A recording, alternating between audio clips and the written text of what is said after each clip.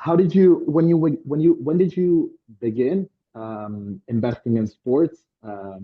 We know and we read on headlines that you began in 2005 with your family office, Benevolent Capital. And but how did you teach yourself about the industry?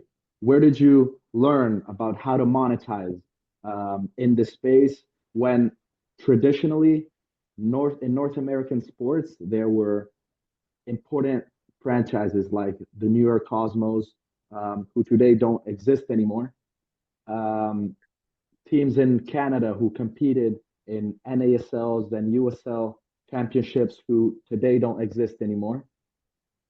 To enter building projects into this field and monetizing them and making um, your projects start calling yourself as a pioneer in the asset class of sport.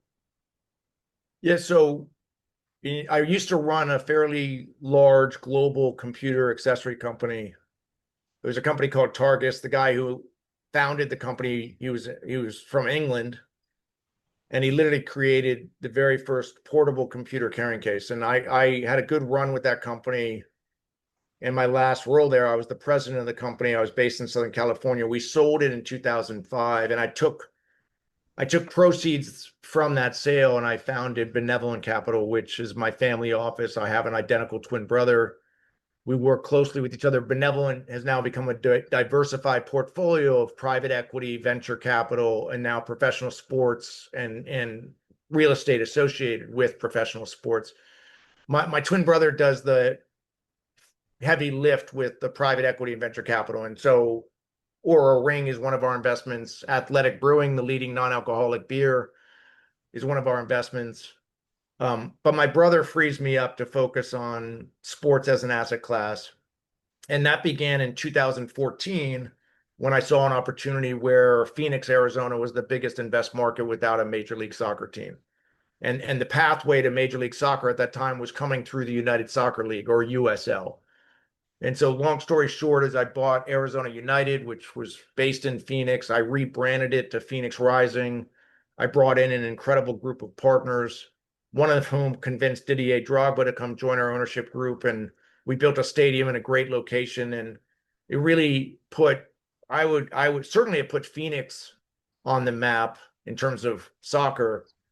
I would say you had a big boost to USL. I mean, the amount of global coverage for the league relative to the fact that Didier Drogba was now an owner in one of the teams and finishing up his career, I think that had a huge boost. But, I think just to get to your specific question, I started to recognize what I believe are the superior return on economics or return on investment of the right USL team in the right market with the right stadium with the right surrounding real estate development. And that's my Rhode Island project.